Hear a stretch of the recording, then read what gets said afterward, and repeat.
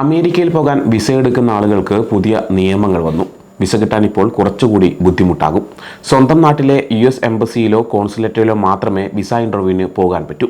നേരത്തെ പലരും വേറെ രാജ്യങ്ങളിൽ പോയി എളുപ്പത്തിൽ വിസ എടുക്കുമായിരുന്നു. അവിടെ ഇൻ്റർവ്യൂ തീയതികൾ പെട്ടെന്ന് കിട്ടാൻ സാധ്യതയുണ്ടായിരുന്നു. എന്നാൽ ഇനി അത് നടക്കില്ല. പുതിയ നിയമങ്ങൾ ഉടൻ തന്നെ പ്രാബല്യത്തിൽ വരും.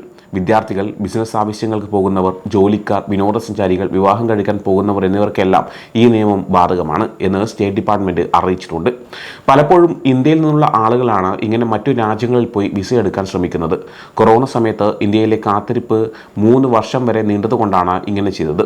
ഇന്ത്യക്കാർക്ക് വിസ കിട്ടാൻ എളുപ്പമുള്ള ഒരു വഴി അടഞ്ഞുപോയി. പലരും ബിസിനസ് അല്ലെങ്കിൽ ടൂറിസ്റ്റ് വിസകൾക്കായി മറ്റു രാജ്യങ്ങളിൽ പോയിരുന്നു. അവിടെ വേഗം ഇൻ്റർവ്യൂ കിട്ടാൻ സാധ്യതയുണ്ടായിരുന്നു. കൊറോണ സമയത്ത് പലരും ബാങ്കോക്ക്, സിംഗപ്പൂർ പോലുള്ള അടുത്തുള്ള സ്ഥലങ്ങളിൽ മാത്രമല്ല ഫ്രാങ്ക്ഫർട്ട്, റിയോ ഡി ജനീറോ, ചിയാമായി എന്നിവിടങ്ങളിലും പോയിരുന്നു. വിസയുടെ കാര്യങ്ങൾ എളുപ്പമാക്കാൻ വേണ്ടിയായിരുന്നു ഇത്.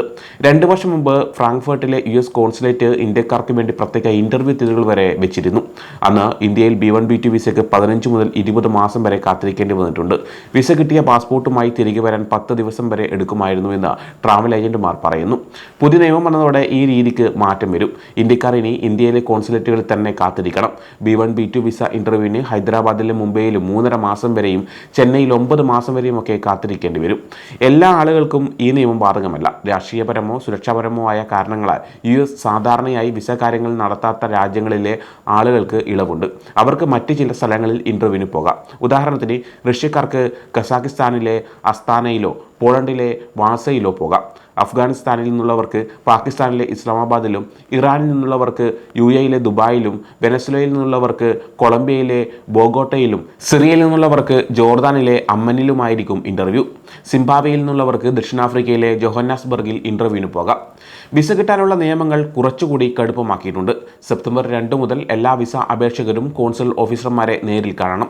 14 വയസ്സിൽ താഴെയുള്ള കുട്ടികളും 79 വയസ്സിന് മുകളിലുള്ള മുതിർന്നവരും ഇതിൽ ഉൾപ്പെടും. ചില ആളുകൾക്ക് ഇതിൽ ഇളവുണ്ട്.